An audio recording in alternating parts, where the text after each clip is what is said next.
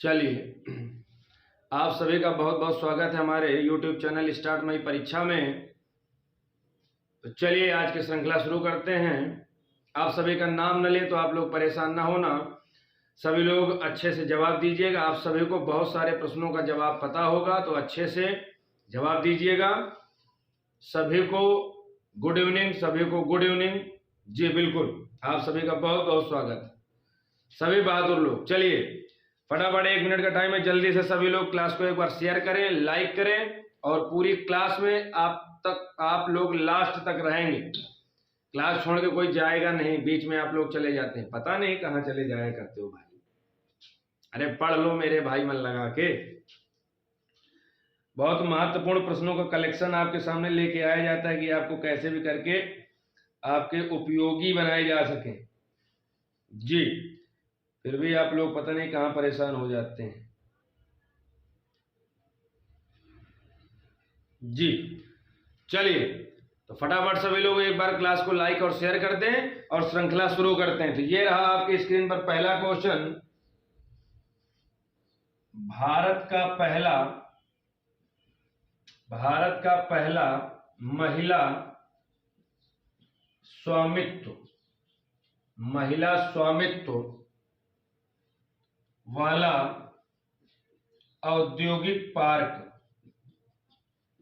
औद्योगिक पार्क कहां स्थापित किया गया? जल्दी से जवाब दीजिएगा। भारत का पहला महिला स्वामित्व वाला औद्योगिक पार्क कहां स्थापित किया गया? पहला लगा, महिला स्वामित्व वाला औद्योगिक पार्क। आप में से बहुत लोगों को इसका जवाब पता होगा, कमेंट करिए जल्दी से। तो इसका सही जवाब होगा बिल्कुल भैया हैदराबाद। क्या होगा? हैदराबाद।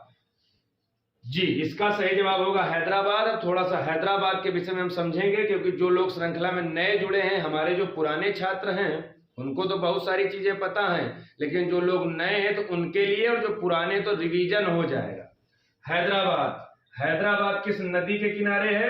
तो मूसी नदी के किनारे। आप लोग जवाब देते रहिए जिनको पता है, मूसी नदी के किनारे। जी हैदराबाद का संस्थापक कौन है, यानी कि हैदराबाद को किसने बसाया था?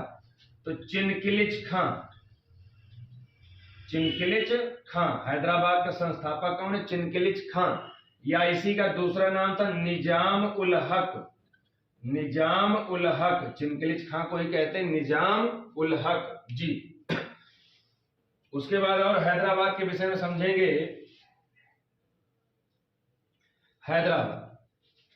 हैदराबाद में जो शासक होते थे, यहाँ के शासकों को एक उपाधि दी जाती थी। वो उपाधि क्या थी? तो निजाम बोला जाता था। यानी कि हैदराबाद के शासकों की एक उपाधि थी जिसको निजाम कहते थे। जी बिल्कुल हैदराबाद। ठीक, हैदराबाद। और किस नदी किनारे? मूसी। इसके संस्थापक कौन है? चिनकिलिच खां या निजामुल हक। हैदराबाद के शासकों को क्या कहते थे? निजाम कहते थे। इतनी चीजें आपको याद रखना। चलिए अगला क्वेश्चन देखते हैं। जी बिल्कुल, चलिए अगला क्वेश्चन देखते हैं।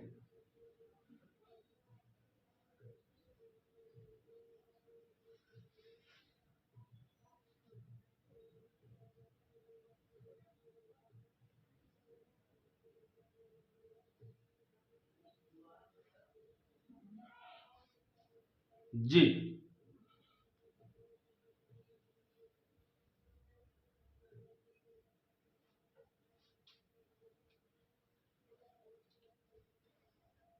चलिए अगला क्वेश्चन देखते हैं। जी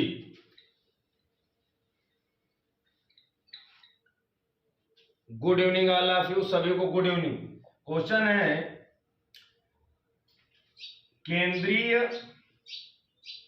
पर्यावरण एवं जलवायु परिवर्तन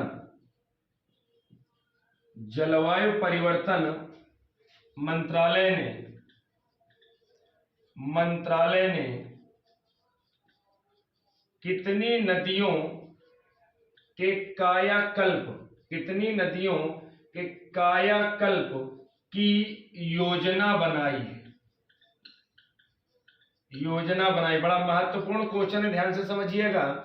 अभी हाल ही में केंद्रीय पर्यावरण मंत्रालय और जलवायु परिवर्तन जो मंत्रालय होता है, इसने भारत की कुछ नदियों को कायाकल्प यानी कि उनका विकास करना, उनके प्रदूषण को कम करना, उनको अच्छा से उनमें जल का प्रवाह हो सके, उनमें पानी का प्रवाह हो सके, उन सबको अच्छा बनाने के लिए कायाकल्प करने की एक योजना बनाई है। जिसमें भारत की कितनी नदियां सम्मिलित की जाएंगी, आपको बताना है कितनी नदियां सम्मिलित की जाएंगी।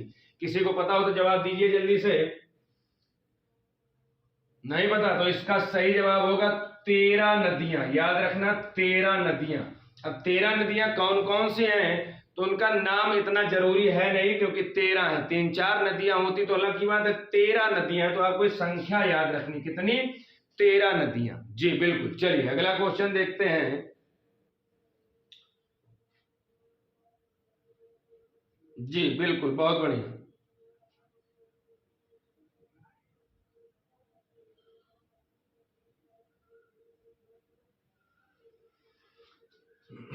अगला क्वेश्चन है,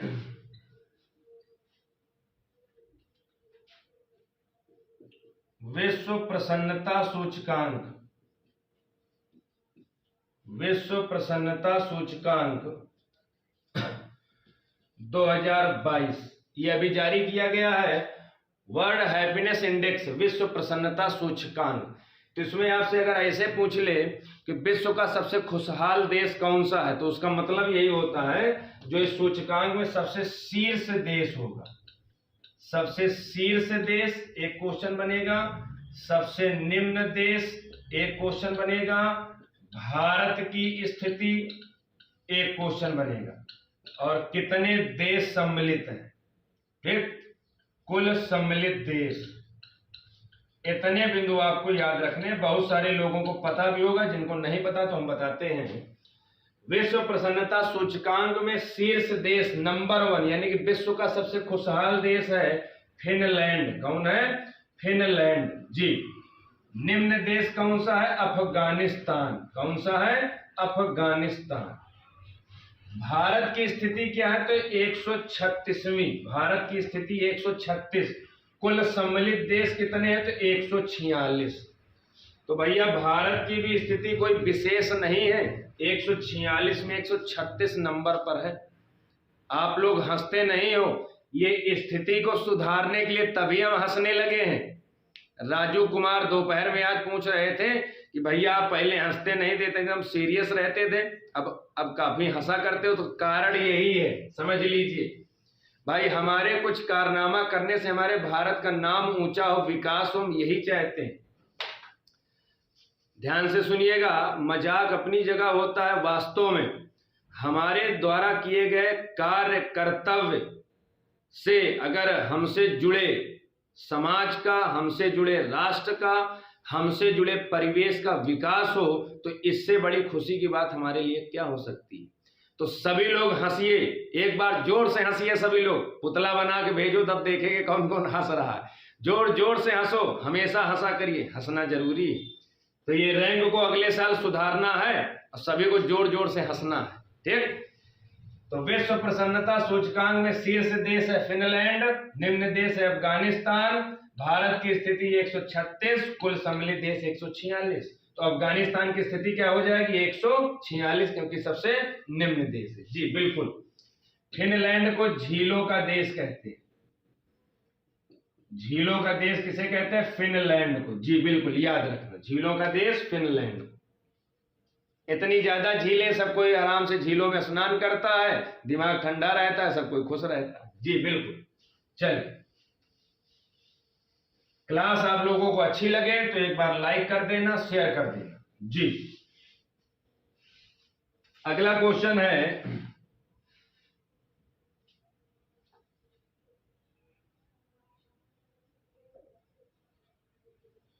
अगला क्वेश्चन है, थोड़ा साइंस के क्वेश्चन भी लिए गए हैं। क्वेश्चन है, ऐसे जीव जो गर्भाशय, ऐसे जीव जो गर्भाशय में विकसित में विकसित शिशु को जन्म देते हैं क्या कहलाते हैं? जिसको पता हो जवाब दीजिएगा। ऑप्शन नहीं लिखेंगे, सीधा 10 से 15 सेकंड में आपको जवाब देंगे। ऐसे जीव जो गर्भाशय में विकसित शिशु को जन्म देते हैं उन्हें क्या कहते हैं? जल्दी से बताइए, किसी को पता हो तो। नहीं, हम बताते हैं। चलिए, बहुत बढ़िया।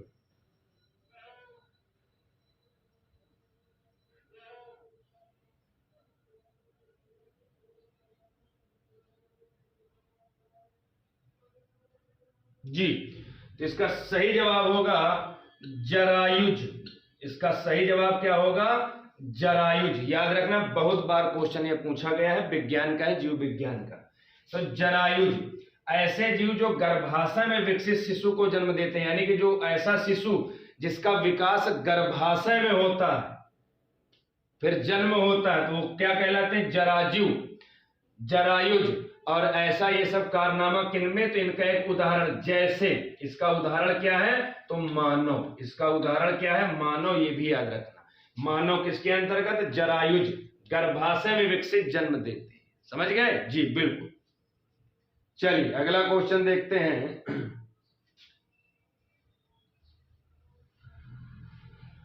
जी,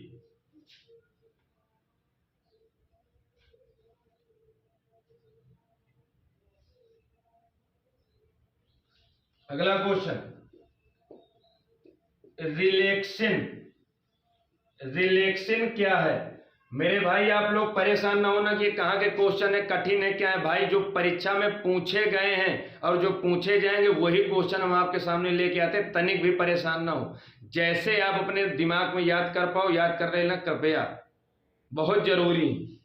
रिलेक्शन क्या है? जल्दी जवाब दीजिएगा।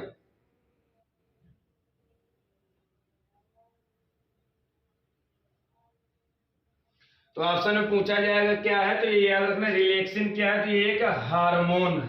क्या है? एक हार्मोन है। जी, ये क्या है? तो ये एक हार्मोन है। कैसा हार्मोन है?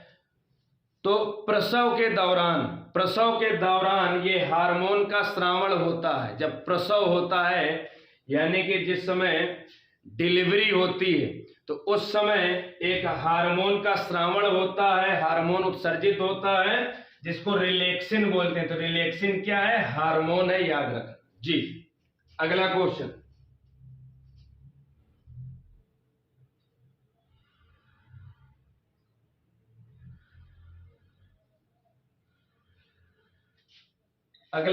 बता चुके हैं लेकिन फिर से महत्वपूर्ण बताइएगा।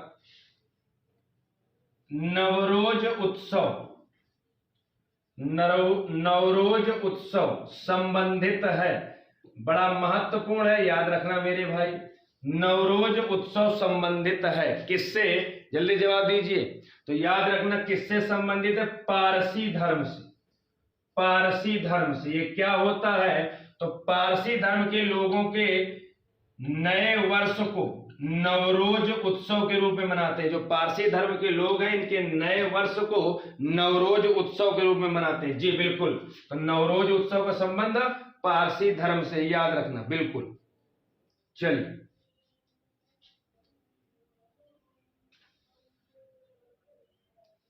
जी बिल्कुल बिल्कुल।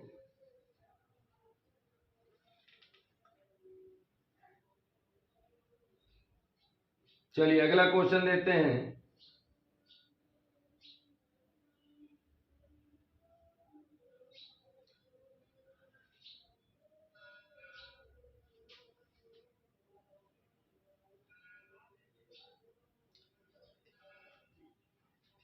अगला क्वेश्चन आपको बताना है,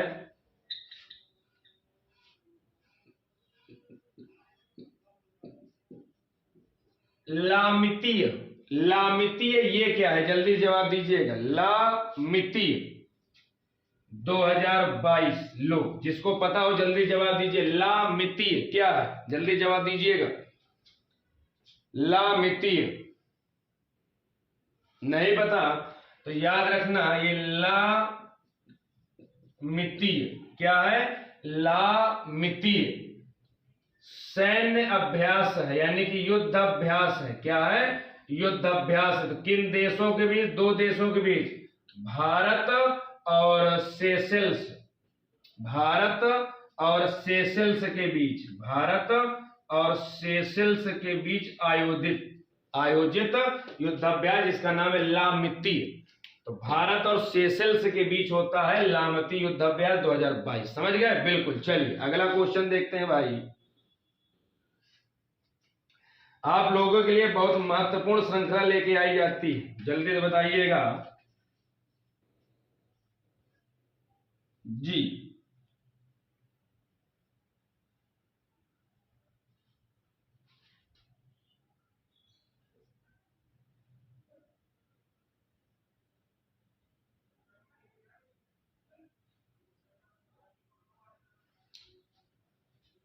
अगला क्वेश्चन, चलिए आपको बताना है आसनी क्या है। आसनी, बैठने वाली आसनी नहीं, जो कह दो बैठने वाला आसन और उसका होता है स्त्रीलिंग आसनी, तो वो नहीं भैया। बैठने वाला आसन आसनी नहीं, अलग कुछ है। जल्दी से बताइए जिसको पता हो। 10 से 15 सेकंड का समय आप लोगों का, जवाब दीजिए, कुछ भी बताओ। हमारा उद्देश्य रहता है कि आप लोग कुछ ना कुछ बताया करिए, पता हो या ना पता हो, कुछ रिलेटेड हल्का जोड़ के कुछ बताइए, और फालतू का कोई कमेंट नहीं करेगा। ये बात ध्यान रखना, पढ़ाई से रिलेटेड ही होना चाहिए। चलिए जल्दी से बताइएगा आसनी क्या है।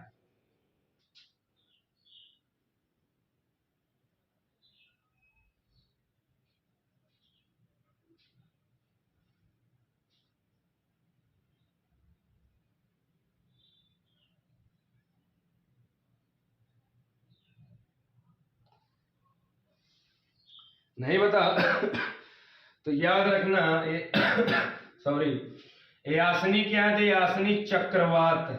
क्या है? चक्रवात है। कहेगा कहां से आया? तो बंगाल की खाड़ी में उठा, बंगाल की खाड़ी से उठा चक्रवात है, से उठा चक्रवात है। बंगाल की खाड़ी से उठा चक्रवात है आसनी। कहां से? बंगाल की खाड़ी से। जी बिल्कुल। चलिए अगला क्वेश्चन देखते हैं। अगला क्वेश्चन देखते हैं।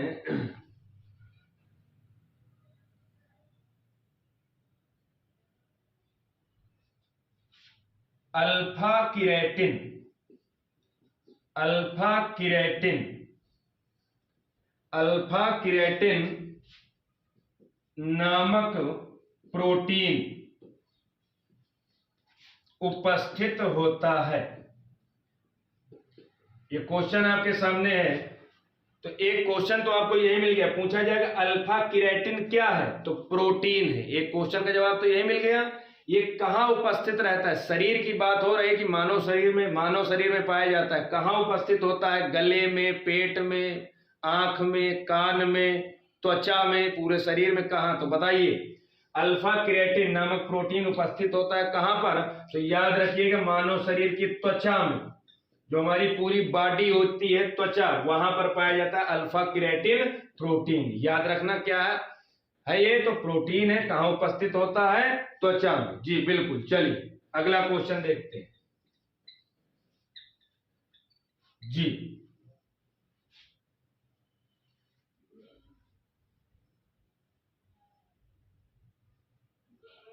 अगला क्वेश्चन, जन औषधि दिवस, जन औषधि दिवस मनाने की घोषणा, यानी कि जन औषधि दिवस मनाने की घोषणा की गई। यह दिवस कब मनाया जाता है? कब मनाया जाता है? जन औषधि दिवस, इसको मनाने की घोषणा की गई, तो किस तारीख को जन औषधि दिवस मनाते हैं? बताइएगा जल्दी से, कब मनाते हैं? जल्दी जवाब दीजिए। अभी किसी का जवाब नहीं आया, जल्दी जवाब दीजिए। तो याद रखना कब मनाते हैं? 7 मार्च को जन औषधि दिवस। कब मनाते हैं भैया? तो 7 मार्च को मनाते हैं जन औषधि दिवस। जी बहुत बढ़िया, 7 मार्च को।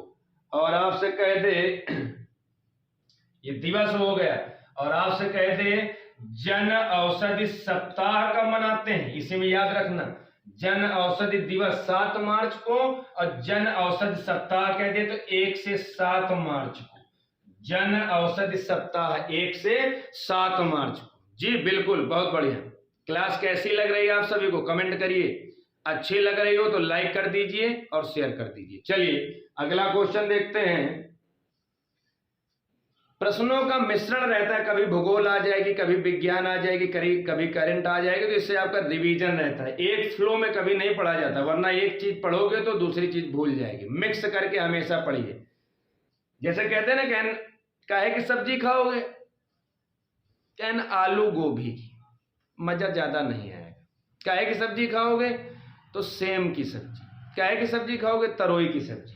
अब वही अगर आलू, सेम, शिमला मिर्च, पनीर, छोला सब मिक्स करके मिक्स वेज बना दिया जाए तो वाह भैया क्या कहना। तो मिक्स चीजें जैसे खाने में अच्छा लगता है वैसे पढ़ने में भी, ये हमारा मानना है। जी चलिए आगे क्लास कंटिन्यू करते हैं।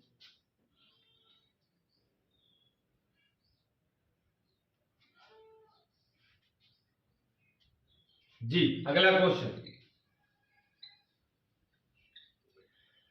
क्वेश्चन है, मार्च 2022 को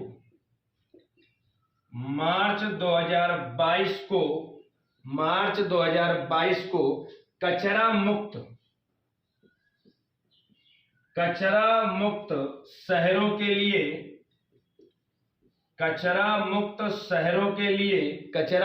शहरों के लिए सामाजिक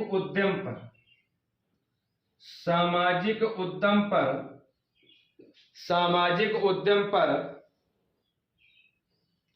राष्ट्रीय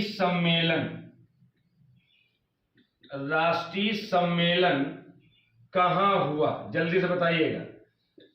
राष्ट्रीय सम्मेलन 2022 में, मार्च 2022 में कचरा मुक्त शहरों के लिए सामाजिक उद्यम, समाज की परिकल्पना को दर्शाने दिखाने के लिए कैसे कचरा से बचना है, क्या प्रदूषण, ये सबसे संबंधित राष्ट्रीय सम्मेलन हुआ है। कहां पर, जल्दी से जवाब दीजिएगा। आप सभी के जवाब का इंतजार है, जल्दी से बताइएगा।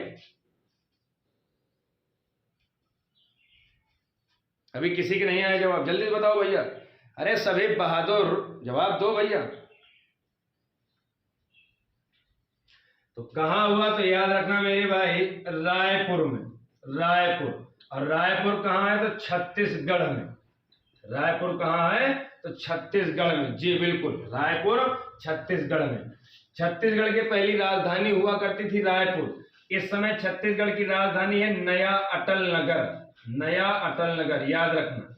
छत्तीसगढ़ की राजधानी इस समय क्या है, तो नया अटल नगर इस समय छत्तीसगढ़ की राजधानी। जी बिल्कुल, छत्तीसगढ़ की राजधानी नया अटल नगर। ठीक, नया अटल नगर।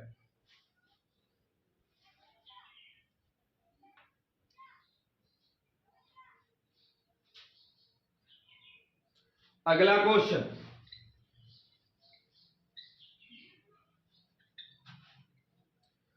क्वेश्चन है, एशिया के सबसे बड़े, ये क्वेश्चन आपको करवाया गया है लेकिन थोड़ा सा तरीका बदला हुआ है। एशिया के सबसे बड़े नागरिक उड्डयन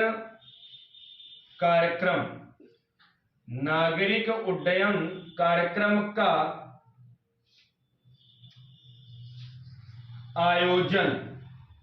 आयोजन किस हवाई अड्डे में किया गया, ये क्वेश्चन आपके सामने है। एशिया का सबसे बड़ा नागरिक उड्डयन कार्यक्रम, पहला बिंदु तो ये है, हमने आपको बताया भी है, 2-3 बार बताया जा चुका है। तो एशिया का सबसे बड़ा नागरिक उड्डयन कार्यक्रम पूछ ले कहां हुआ, तो ये हुआ हैदराबाद में। और इसी का नाम दिया गया था क्या, तो इसी को बोला गया था विंग्स इंडिया 2022। याद आया कुछ, विंग्स इंडिया 2022, इसका आयोजन कहां हुआ, हैदराबाद में। और फिर हमने आपको बताया था कि एशिया का सबसे बड़ा नागरिक उड्डयन कार्यक्रम है। जी तो ये किस हवाई अड्डे में हुआ बताइएगा? तो हवाई अड्डे का नाम है बेगम पीट हवाई अड्डा। कहीं कहीं बेगम पेट लिखा रहता है, कहीं कहीं बेगम पट लिखा रहता है, कहीं कहीं बेगम पीट लिखा रहता है। बेगम पीट हवाई अड्डा, बिल्कुल। तो ये हवाई अड्डा भी इंपॉर्टेंट हो गया। कहां पर है? तो हैदराबाद में। यहीं पर विंग्स इंडिया 2022 का आयोजन हुआ था। जी आई बात समझ में? बिल्कुल। तो कैसी लगी हमारी आपको श्रृंखला? आप सभी जवाब दीजिएगा, अच्छे से पढ़िए। आपके हित के लिए, आपके कल्याण के लिए ही हमारा पूरा YouTube चैनल और इसके चैनल के सहयोगी गण सभी आपके साथ हैं। आप लोग आगे बढ़ें, यही कामना है। Thank you all of you, thank you very much जी।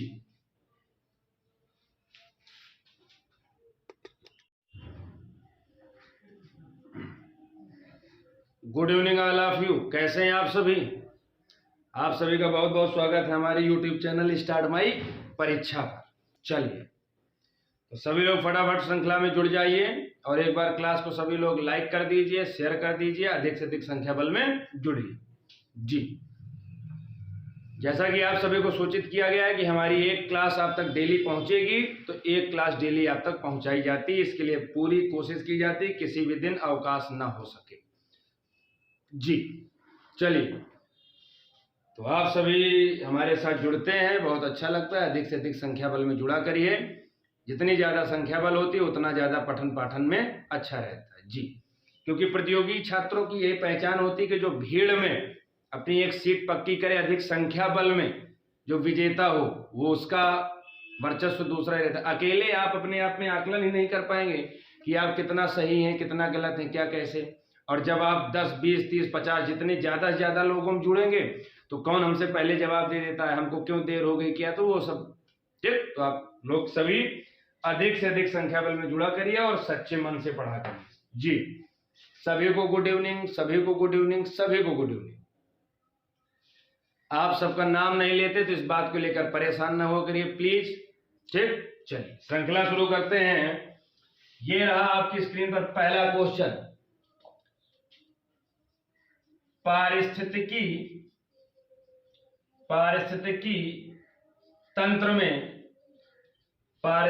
तंत्र में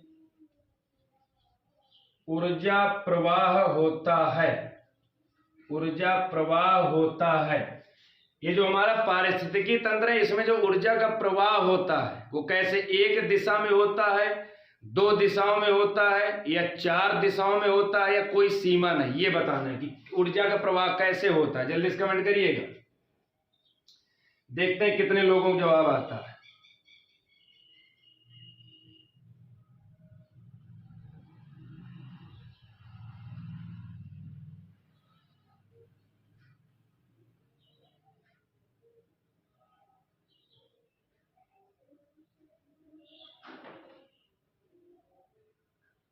बिल्कुल, तो पारिस्थितिकी तंत्र में ऊर्जा का प्रवाह होता है एक दिशीय। कैसा होता है? एक दिशीय। पारिस्थितिकी तंत्र में ऊर्जा का प्रवाह एक दिशीय होता है जी, बिल्कुल। चलिए अगला क्वेश्चन देखते हैं।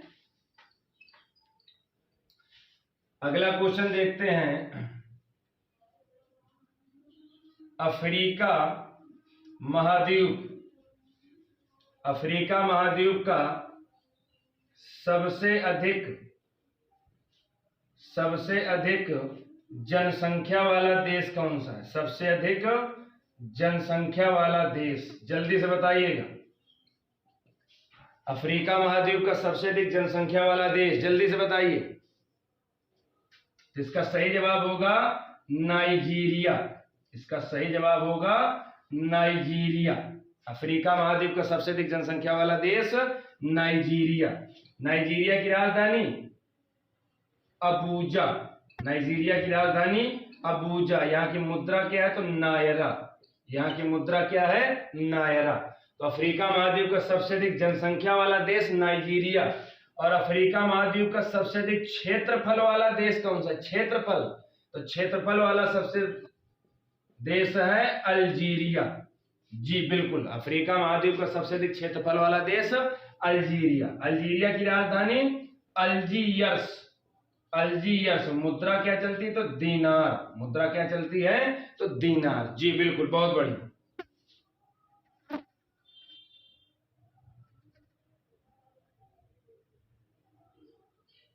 जी बिल्कुल।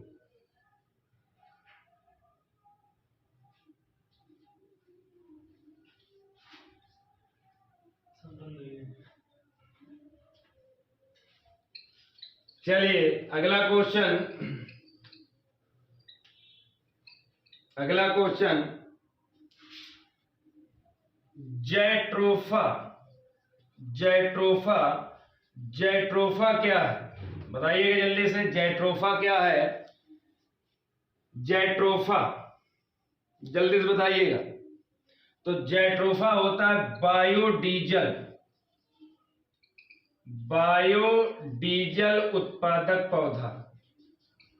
बायोडीजल उत्पादक पौधा जिसको बोलते हैं जैट्रोफा। बायोडीजल उत्पादक पौधा। एक और होता है, याद रखना, एक पौधा होता है रतन ज्योत। रतन ज्योत पौधा। इस पौधे का नाम आप लोगों ने नहीं सुना होगा, शायद किसी ने सुना हो, अलग की बात है। रतन ज्योत पौधा, इसको भी बायोडीजल उत्पादक पौधा कहते हैं, याद रखना। जैट्रोफा बायोडीजल और रतन ज्योत ये भी बायोडीजल उत्पादक पौधा है। जी बिल्कुल। चलिए उसके बाद अगला क्वेश्चन देखते हैं।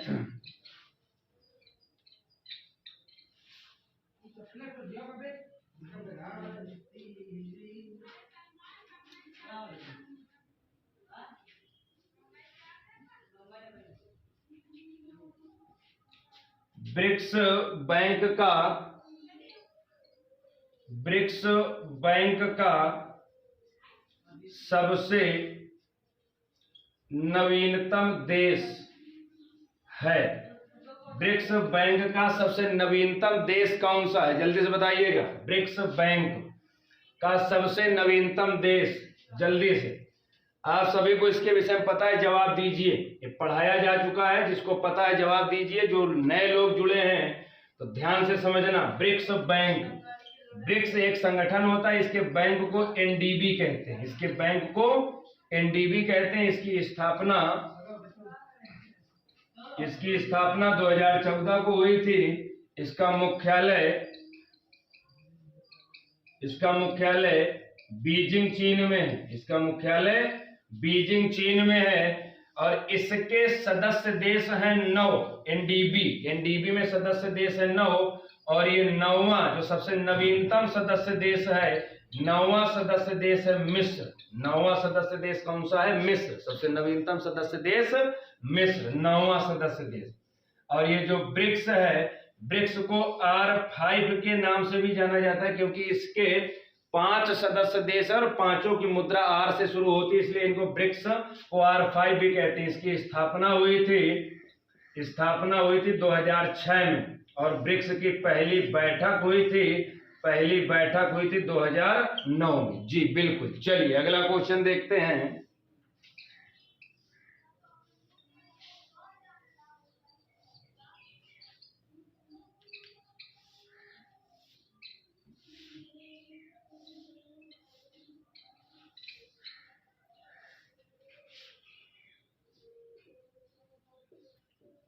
भूमध्य सागर की कुंजी किसे कहते हैं? भूमध्य सागर की कुंजी किसे कहते हैं? जल्दी से बताइएगा। भूमध्य सागर की कुंजी। जी आप सभी को पता है, जल्दी से बताइएगा, क्योंकि बीच में एक क्लास में आपको रिवीजन करवाना बड़ा जरूरी है।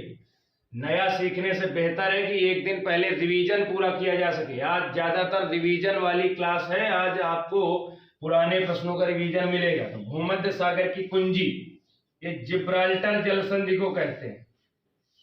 जिब्राल्टर जलसंधि को भूमध्य सागर की कुंजी कहते हैं। जिब्राल्टर जलसंधि को भूमध्य सागर की कुंजी कहते हैं। जी बिल्कुल। उसके बाद अगला क्वेश्चन बताना है, मोर का वैज्ञानिक नाम। ये सब आसान क्वेश्चन है, जल्दी बताइएगा। मोर का वैज्ञानिक नाम क्या है? अरे ये तो आसान क्वेश्चन भैया, इनमें से आप सभी को जवाब पता है, बताइए जल्दी से। मोर का वैज्ञानिक नाम, तो मोर का वैज्ञानिक नाम होता है पावोक्रिस्टेटस। पावोक्रिस्टेटस ये मोर का वैज्ञानिक नाम है। और मोर क्या है, तो भारत का राष्ट्रीय पक्षी है। भारत का राष्ट्रीय पक्षी है मोर। कब घोषित किया गया था राष्ट्रीय पक्षी? 1963 में घोषित किया गया था। कब घोषित किया गया था? 1963 में घोषित किया गया था। 1963 में राष्ट्रीय पक्षी मोर जी। उसके बाद अगला क्वेश्चन देखेंगे।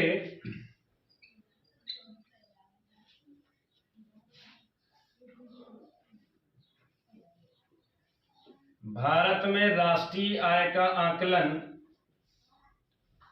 राष्ट्रीय आय का आकलन कौन संगठन करता है? कौन संगठन करता है? भारत में राष्ट्रीय आय का आकलन कौन संगठन करता है? जल्दी जवाब दीजिए। इन सबको आपको पढ़ाया जा चुका है, बड़े आसान क्वेश्चन। जल्दी बताओ भाई।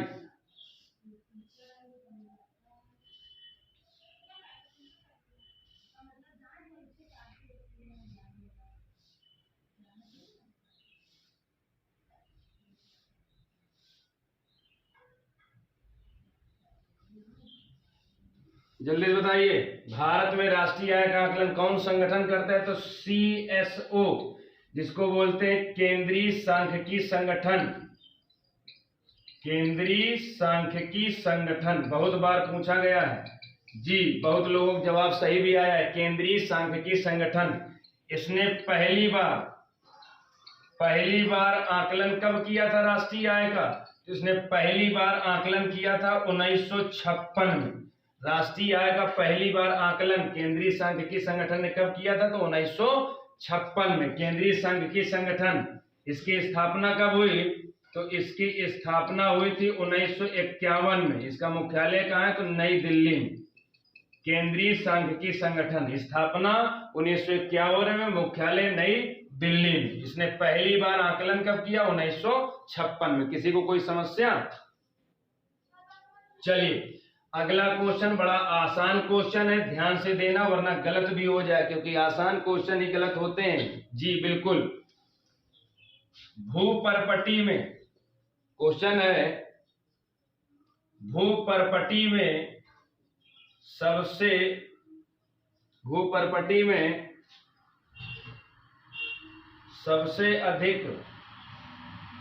सबसे अधिक प्रचुर मात्रा में पाया जाने वाला तत्व कौन सा होता है? जल्दी से बताइए, थोड़ा सावधानी पूर्वक। भूपरपटी यानी कि पृथ्वी जो हमारी सबसे ऊपरी परत में सबसे अधिक प्रचुर मात्रा में पाया जाने वाला तत्व कौन सा? जल्दी जवाब दीजिए, तब तक हम इंक डाल लें।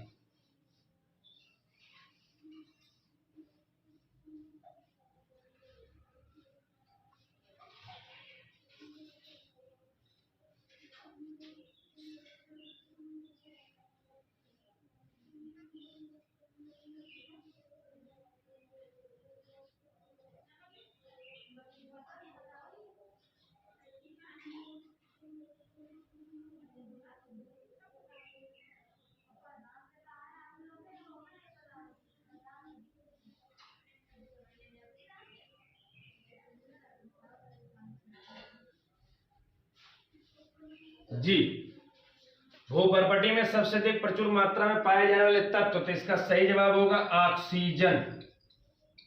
ध्यान से समझना ऐसा क्यों हुआ है, इसमें थोड़ा सा दिमाग लगाना। ऑक्सीजन हमारे पृथ्वी के परपटी सबसे ऊपरी परत में सबसे अधिक पाए जाए तत्व, तो ऑक्सीजन जी बिल्कुल। अब अगला क्वेश्चन बहुत आसान भी और बहुत बार पूछा गया है, आप लोगों को भी मिला होगा। आपको बताना है ऊर्जा के गैर पारंपरिक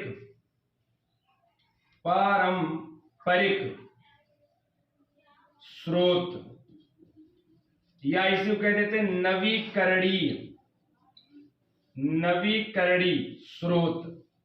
बहुत बार पूछा गया, आपको मिला होगा, वो ऑप्शन में दिए देते हैं कि निम्नलिखित में से कौन गैर पारंपरिक ऊर्जा स्रोत है, ऐसे लिखेगा या कह देगा निम्नलिखित में से कौन नवीकरणीय ऊर्जा का स्रोत है। बताइए जरा क्या होता है, अब आपको बताएंगे। तो दो तीन चीजें होती, जल्दी से कोई कमेंट करिए। गैर पारंपरिक ऊर्जा का स्रोत है, सबसे ज्यादा पूछा जाता है क्वेश्चन, बहुत महत्वपूर्ण प्रश्नों का कलेक्शन है। किसी न किसी परीक्षा में 2 से 3 बार कम से कम पूछे गए क्वेश्चन होते हैं जो आपके सामने लेके आए जाते हैं। बताइए जल्दी से जी। इसका सबसे महत्वपूर्ण जवाब होगा सौर ऊर्जा, और सबसे ज्यादा आपको पेपर में यही मिलता है। उसके बाद और याद रखना परमाणु ऊर्जा, परमाणु ऊर्जा, और एक याद रखना पवन ऊर्जा। ये सारी ऊर्जा है गैर पारंपरिक स्रोत हैं, नवीकरणीय नए साधन है ऊर्जा के ये। ठीक, अगर इसी में लिख दे कोयला, तो कोयला गैर पारंपरिक नहीं पारंपरिक हो जाएगा, और नवीन नहीं प्राचीन हो ही जाएगा। तो ध्यान दिया ना, समझ गए, ये मतलब है। सौर ऊर्जा, परमाणु ऊर्जा, पवन ऊर्जा गैर पारंपरिक स्रोत यानी कि नवीकरणीय स्रोत के अंतर्गत आते हैं। जी बिल्कुल। चलिए अगला क्वेश्चन देखते हैं।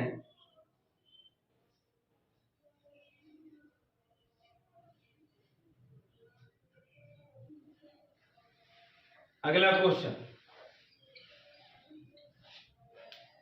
ध्यान से जवाब देना, आप लोग इसके विषय में पढ़ चुके हैं। वन्य जीव संरक्षण अधिनियम, अधिनियम कब आया? 3 से 4 बार हम ही ने पढ़ाया है, जल्दी से जवाब दीजिए। आप इतने लोग लाइव हो, कम से कम 15 लोगों को सही जवाब आना चाहिए। अरे कम से कम हमारी बात एक बार मान लिया करो, सुन लिया करो भाई। 15 लोगों को जवाब आना चाहिए, तब समझे कि हाँ आप लोग पढ़ते हो। इतनी मेहनत करते हैं आप लोगों के लिए, आप लोग इस मेहनत को भी बेकार करा देते हैं। भाई पढ़ो मेरे भाई, जल्दी से बताइए,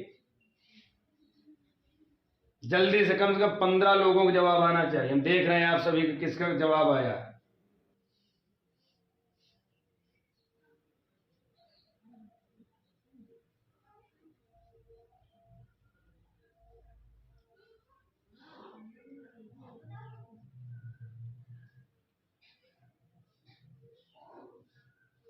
जल्दी बताओ भैया।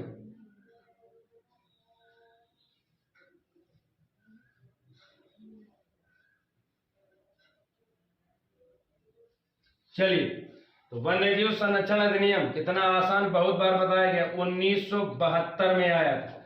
और यहीं पर आपसे कह दे अगर पर्यावरण संरक्षण अधिनियम, पर्यावरण संरक्षण अधिनियम ये कब आया? तो ये आया था 1986 में। और यहीं पर आपसे कह दे जैव विविधता, जैव विविधता अधिनियम ये कब आया? तो ये आया था 2002 में।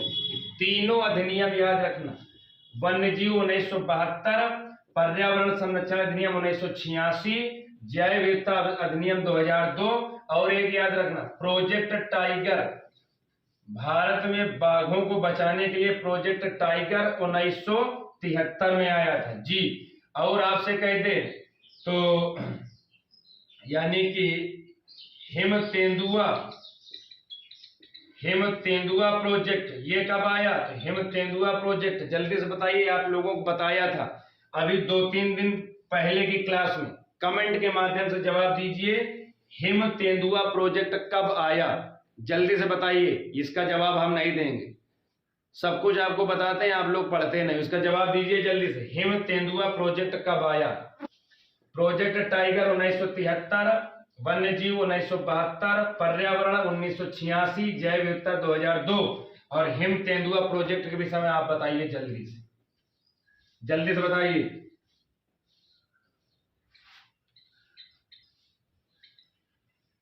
चलिए अगला क्वेश्चन देखते हैं, ये भी आसान क्वेश्चन है।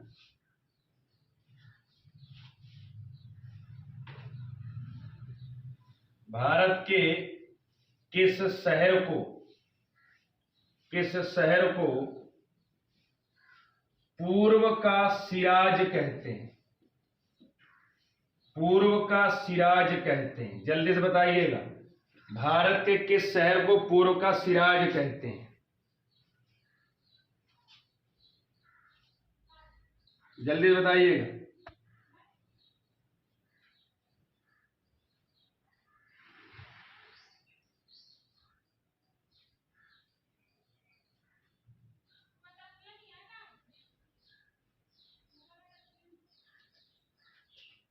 अरे ये तो बड़ा आसान क्वेश्चन है। पूर्व का सिराज किसे कहते हैं? तो जौनपुर को। किसे कहते हैं?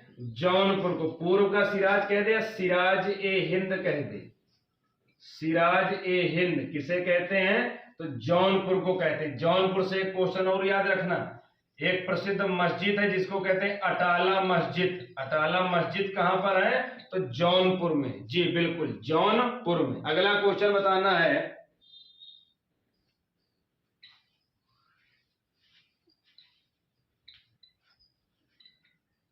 जी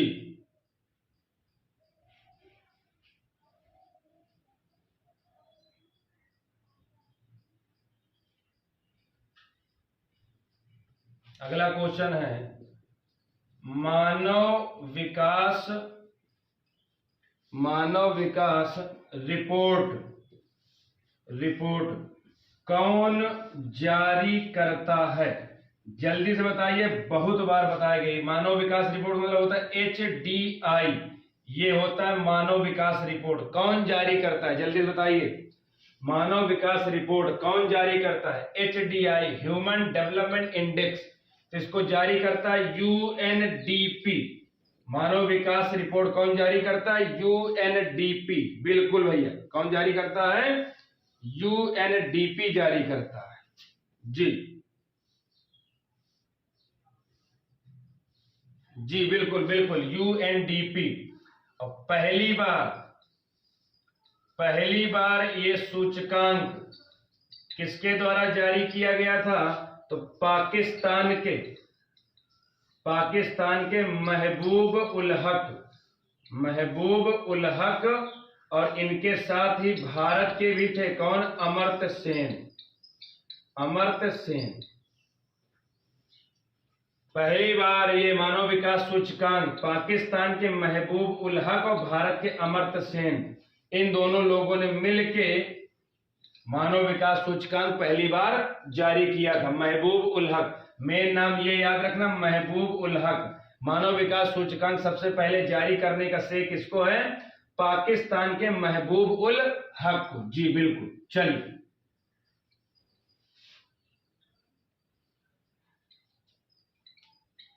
अगला क्वेश्चन, विश्व का पहला तैरता हुआ राष्ट्रीय उद्यान कौन सा है? बड़ा आसान क्वेश्चन है, सभी को पता होगा। बताइए, विश्व का पहला तैरता हुआ राष्ट्रीय उद्यान। जल्दी जवाब दीजिए, हम आप सभी के जवाब का इंतजार कर रहे हैं।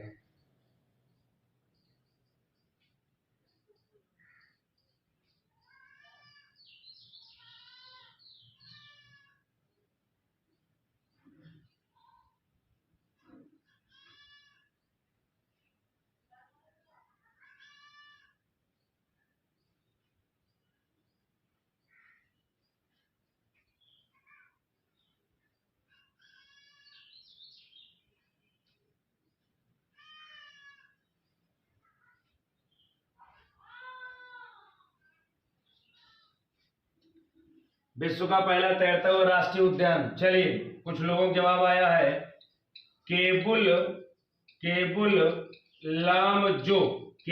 लामजो। ये राष्ट्रीय उद्यान है, कहां पर है? तो मणिपुर में। अब तैरता हुआ का है तो कहीं पानी के अंदर होगा, तो कहां पर तैर रहा है? तो लोकटक झील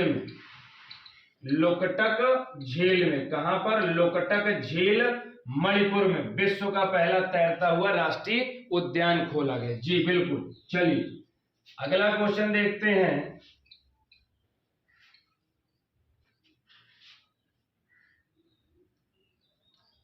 भारत के किस राज्य की राजधानी कर्क रेखा के पास स्थित है? कर्क रेखा के पास स्थित है। कर्क रेखा के पास स्थित है। जल्दी जवाब दीजिए, भारत के किस राज्य की राजधानी कर्क रेखा के पास स्थित है? जल्दी जवाब दीजिएगा।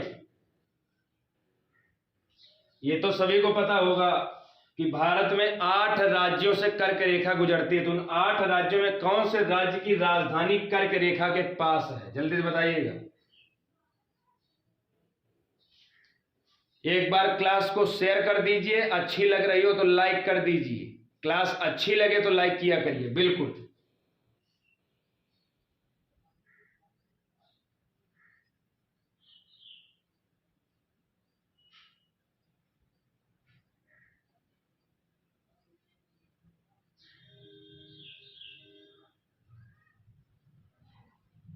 चलिए, तो भारत के किस राज्य की राजधानी? तो इसका सही जवाब होगा रांची। इसका सही जवाब होगा रांची। और कहां की?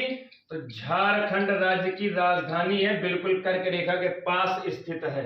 तो भारत के किस राज्य की राजधानी? झारखंड की राजधानी। कर्क रेखा भारत के कितने राज्यों से गुजरती है? तो कर्क रेखा भारत के 8 राज्यों से गुजरती है। 8 राज्यों से गुजरती। कौन कौन? तो गुजरात, राजस्थान, मध्य प्रदेश, छत्तीसगढ़, झारखंड,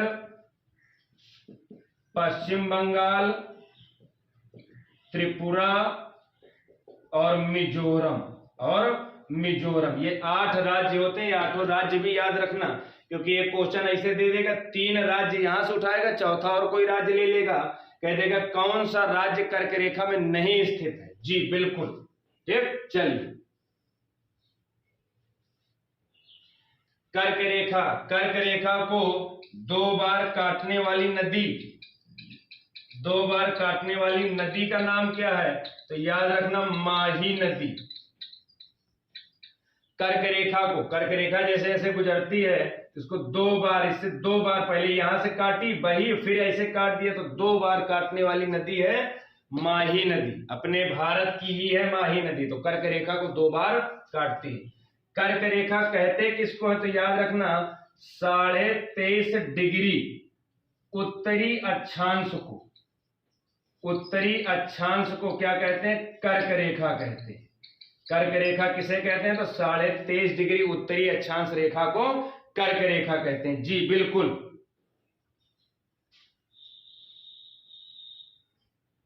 चलिए, अगला क्वेश्चन देखते हैं।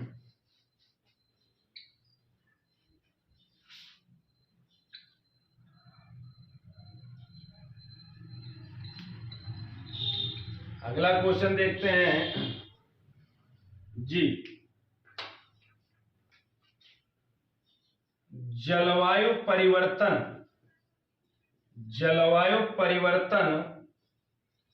एक्शन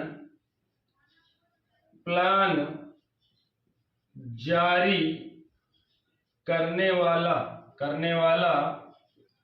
भारत का पहला राज्य है। बताइएगा, जलवायु परिवर्तन एक्शन प्लान जारी करने वाला भारत का पहला राज्य। फिर पहला लग गया, बताओ जल्दी से भैया, कमेंट करिए। अरे सभी आप लोग तो बहादुर हैं भैया, जल्दी जवाब दीजिए, कुछ ना कुछ लिख दो। उत्तर प्रदेश, मध्य प्रदेश, हरियाणा, गुजरात, दिल्ली, चंडीगढ़, उत्तराखंड, जो आपको अच्छा लगता हो राज्य लिख डालो, आज देखा गया।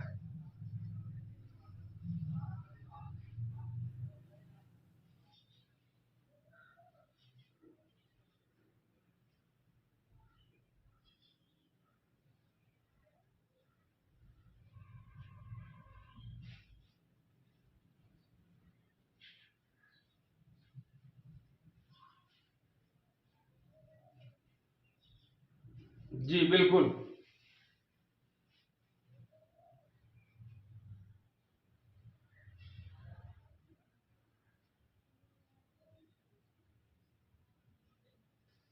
चलिए, आया किसी का जवाब? जल्दी बताइए। तो इसका सही जवाब होगा दिल्ली। पहला राज्य या केंद्र शासित प्रदेश, तो दिल्ली में जारी किया गया राज्य। अब ये कहोगे कि आपने केंद्र शासित प्रदेश क्यों नहीं कहा? तो भैया राज्य ही लिखा जाता है, ज्यादा पेपरों भी ऐसे आ जाता है, तो समझना आपको राज्य या केंद्र शासित प्रदेश कह दे तो अच्छी बात है, या सिर्फ राज्य कहे तब भी, तो दिल्ली हो जाएगा, दिल्ली। जी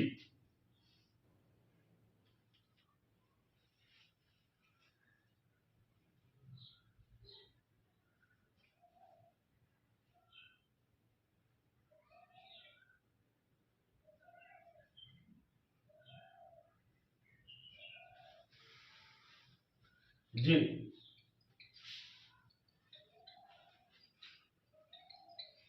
चलिए अगला क्वेश्चन देखते हैं।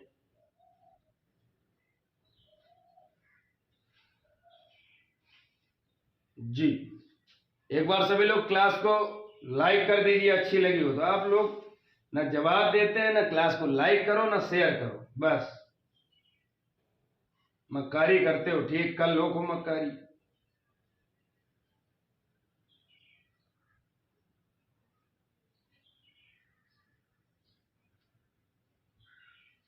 चलिए अगला क्वेश्चन, पृथ्वी का सुरक्षा कवच, पृथ्वी का सुरक्षा कवच किसे कहते हैं? जल्दी से बताइएगा, पृथ्वी का सुरक्षा कवच किसे कहते हैं? बड़ा आसान क्वेश्चन है। पृथ्वी का सुरक्षा कवच किसे कहते हैं? दीपक सर जी जो गाना गाया करते हैं अक्सर, यहीं से संबंधित है वो। पृथ्वी का सुरक्षा कवच तो याद रखना ओजोन परत को कहते हैं। किसको कहते हैं? ओजोन परत को। ओजोन परत को क्यों कहते हैं? तो सूर्य से जो परावैंगनी किरणें आती हैं, ओजोन परत, ये कहां पाई जाती? तो याद रखना ये समताप मंडल में पाई जाती है, ये भी याद रखना। ओजोन परत किस मंडल में पाई जाती है? तो समताप मंडल में। सूर्य से आने वाली परावैंगनी किरणों को रोक देती है और नीचे नहीं आने देती, रोक लेती है और टकरा के वापस कर देती है, कुछ को अपने अंदर अवशोषित कर लेती है। तो पृथ्वी तक ये परावैंगनी किरणें नहीं आ पाती हैं। अगर ये किरणें पृथ्वी में आ जाएं तो लोगों के शरीर में टकराएंगी, जिनसे चर्म कैंसर जैसी बीमारियां हो जाएंगी। तो इस कारण ये किरणों को रोक लेती है, तभी पृथ्वी का इसे सुरक्षा कवच कहते हैं, ओजोन परत को। और ये कहां पाई जाती है? समताप मंडल में। ओजोन परत की मोटाई काहे में नापते हैं? तो ये नापते हैं भैया डाबसन में। काहे में नापते हैं? तो डाबसन इकाई होती है ओजोन परत मापने की मोटाई, डाबसन इकाई। जी बिल्कुल।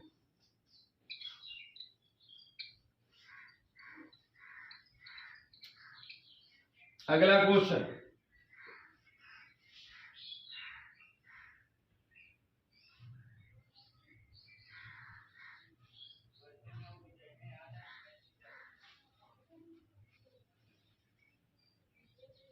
अगला क्वेश्चन है, दलहनी फसलों की जड़ों में, फसलों की जड़ों में कौन सा बैक्टीरिया पाया जाता है? पाया जाता है, जल्दी से बताइएगा, बहुत बार पूछा गया है क्वेश्चन। दलहनी फसलों की जड़ों में कौन सा बैक्टीरिया पाया जाता है? जल्दी जवाब दीजिए, आप सभी के जवाब का इंतजार है, बताइए जल्दी से। तो दलहनी फसलों की जड़ों में राइबोजियम, कहीं कहीं राइजोबियम लिखा रहेगा, एक ही चीज है, राइबोजियम या राइजोबियम नामक जीवाणु पाया जाता है दलहनी फसलों की जड़ों में। जी बिल्कुल ठीक, दलहनी फसलों की जड़ों में कौन सा बैक्टीरिया? तो राइबोजियम। चलिए अगला क्वेश्चन,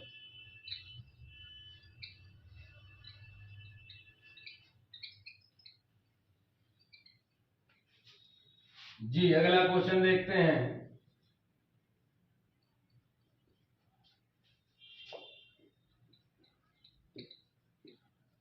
समुद्र की गहराई मापते हैं,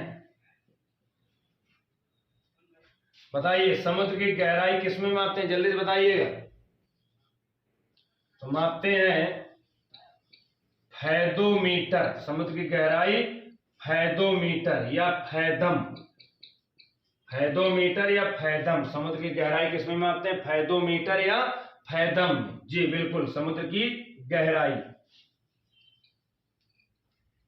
चलिए अगला और अंतिम और सबसे आसान क्वेश्चन, अंतिम क्वेश्चन है आज की श्रृंखला का, और आशा करते हैं कि कम से कम 15 से 20 लोगों का जवाब आना चाहिए, क्योंकि बड़ा आसान क्वेश्चन दिया जाएगा। जी बिल्कुल, तो तैयार हैं आप सभी लोग जवाब देने के लिए? बस 30 से 35 मिनट की श्रृंखला आपके लिए लेके आई जाती है, 25-30 बिंदुओं पर चर्चा हो जाती है, जिनमें से कुछ नए कुछ पुराने, तो रिवीजन हो जाता है। बिल्कुल, तो क्वेश्चन आपके सामने है, सभी लोग तैयार हो जवाब देने के लिए? जी बिल्कुल,